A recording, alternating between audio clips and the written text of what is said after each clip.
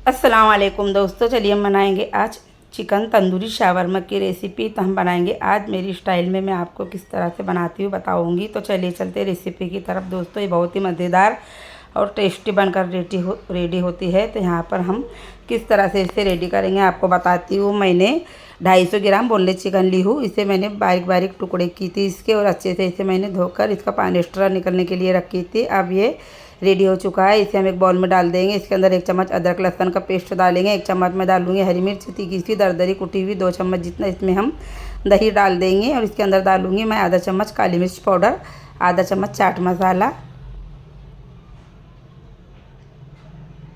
आधा चम्मच इसमें हम डालेंगे नमक स्वाद अनुसार, 5 चम्मच हल्दी पाउडर और आधा चम्मच इसमें लाल मिर्च पाउडर डालेंगे, क्योंकि हमने इसके अंदर हरी मिर्च डाली है। तो इस हिसाब से इसे हमें लाल मिर्च कम डालनी है, और इसे अच्छे से हम मिक्स कर लेंगे। ये बहुत ही मज़ेदार बनकर रेडी होती है रेसिपी, आप ज़रूर ट्राई कीजिए। यहाँ पर मैं 1 पिंच इतना फूड कलर इसके अंदर डालूँगी, और इसे भी अच्छे से मिक्स कर लेंगे। इसे ढक के हम 15 से 20 मिनट के लिए रखेंगे। तब तक हम पराठे बनाने के लिए हम एक बाउल ले लेंगे। इसके अंदर मैंने 150 ग्राम मैदा छान कर डाली हूँ, 5 चम्मच नमक डालेंगे, और 2 चम्मच या 1 चम्मच जितना हम इसके अंदर ऑयल डालेंगे। मैंने 1 चम्मच डाली थी, फिर से दूसरा भी मैंने दोबारा 1 चम्मच इसमें डाली थी। तो इसमें 2 चम्मच ऑयल इसमें हमने डाल चुके थे। इसके इस तरह से हमें मुट्ठी बनानी है। जब मुट्ठी बन जाएगी तो ये ऑलरेडी खस्ता बनकर रेडी होती है। इसी तरह से हमें मिक्स करना है। थोड़ा थोड़ा पानी डालेंगे, इसका डो बनाएंगे।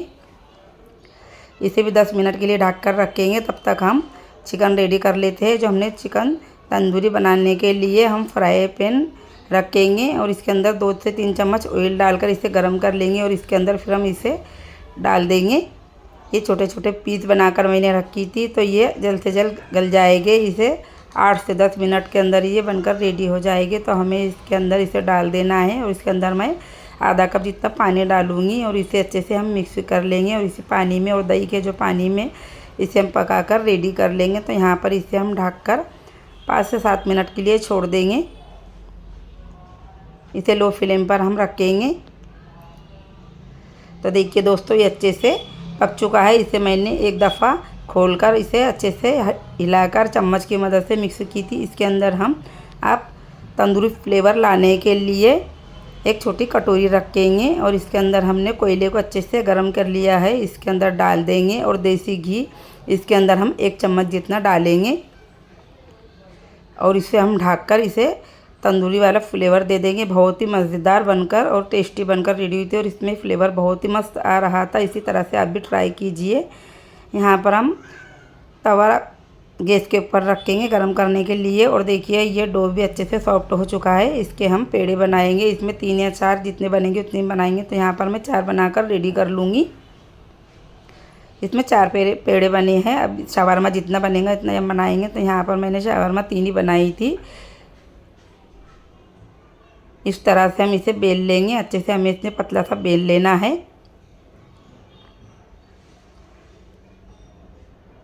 इसके अंदर ऑयल लगाएंगे,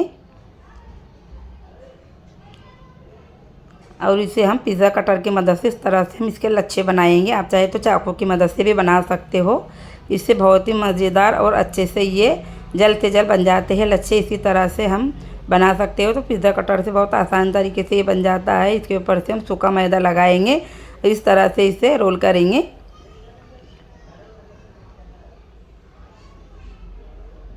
इस तरह से हमें इसके हल्का हल्का रोल करना है। फिर इसे हम थोड़ा सा लंबा शेप देंगे, और इसे हम फिर गोल गोल शेप देकर इसका पेड़ा बनाएंगे। इस तरह से हमें इसे गोल गोल घुमाते हुए इसका पेड़ा बनाना है, और जो इसकी आखिरी लोही है इसे नीचे दबाते हुए इस तरह से हमें दबाना है। और दबाने के बाद में इसे सूखा मैदा लगाएंगे, और फिर इसे हम बेल लेंगे। तो इसे हमें पतला ही बेलना है, ज़्यादा मोटा नहीं। इस हिसाब से हमने बेल लिया है। अब ये रेडी हो चुका है। अब इसे हम फ्राई करेंगे। इसके ऊपर मैं 1 चम्मच जितना ऑयल डालूँगी। गरम हो चुका है तवा। मैंने बिल्कुल लो फ्लेम पर इसे रखी हूँ, ज़्यादा इसे फास्ट में नहीं रखना है। इसे लो फ्लेम पर ही हम पकाएं, क्योंकि ये पतला पतला है और बहुत ही छोटा सा पराठा मैंने बनाई हूँ। तो इस हिसाब से ही हमें इसे लो फ्लेम पर फ्राई करना है, तब तक कि हम दूसरा पराठा रेडी करेंगे। इसे हम एक साइड से पलटी कर इसे भी सेकने के लिए रखेंगे। इसी तरह से हम बेल लेंगे और लच्छे बनाकर इसके ऊपर ऑयल लगाएंगे और सूखा आटा लगाकर इसे भी इसी तरह से हम गोल गोल शेप दे देंगे और पेड़ा बनाएंगे। तो यहाँ पर इसे देखिए मैं अच्छे से मीडियम लो फ्लेम पर ही इसे फ्राई करूँगी। इसे 1 चम्मच ही ऑयल लगाना है, ज़्यादा नहीं। इसके ऊपर ऑयल और सूखा आटा डालकर इसी तरह से इसे हमें लंबी लंबी शेप दे देनी है, रोल बनाना है। तो यहाँ पर गोल गोल शेप देकर इसे इस तरह से पेड़ा बनाएंगे और इसी तरह से इसे नीचे की ओर दबाते हुए इसे हम बेल लेंगे। जिस तरह से हमने वो पराठा बेलकर रेडी किया है पहला, इसी तरह से हमें इसे बेलना है। यहाँ पर इसे निकाल लेंगे, ऑलरेडी रेडी हो चुका है। इसी तरह से हम पतला पतला सा दूसरा पराठा भी बेलेंगे और 1 चम्मच ऑयल डालकर इसी तरह से इसे हम फ्राई करेंगे। तो इसी तरह से मैं चारों पराठे बनाकर रेडी कर लूँगी, उलट पुलट करते हुए। इसी तरह से हमें चारों पराठे बना लेने हैं। यहाँ पर देखिए दोस्तों, मैंने 4 पराठे बनाकर रेडी कर ली हूँ। अब यहाँ पर इस कटोरी को हम निकाल लेंगे जो हमने तंदूरी फ्लेवर देने के लिए रखा था। तो यहाँ पर चिकन इतना ही था, यानी कि 200-250 ग्राम जितना ही ये था। तो मैं एक कटोरी में निकाल लूँगी और उसके 3 ही हम शावरमा बनाएंगे, क्योंकि इसके अंदर चिकन ज़्यादा चाहिए। तो इस हिसाब से हम बनाएंगे। मैंने हरी चटनी बनाकर रखी थी, ये पुदीना और हरा धनिया, नमक और इसके अंदर लहसुन डालकर मैंने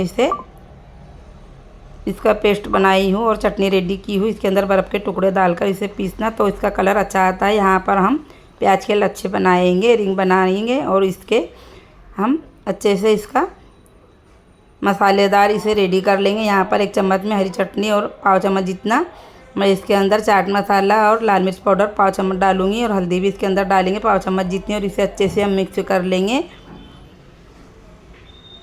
तो हम इसके अंदर प्याज ही ऐड करेंगे।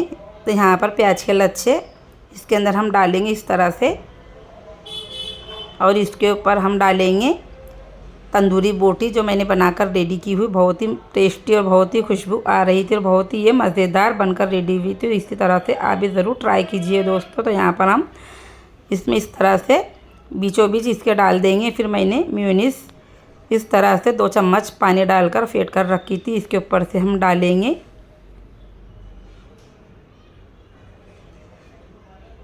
आप चाहे तो मलाई भी डाल सकते हो।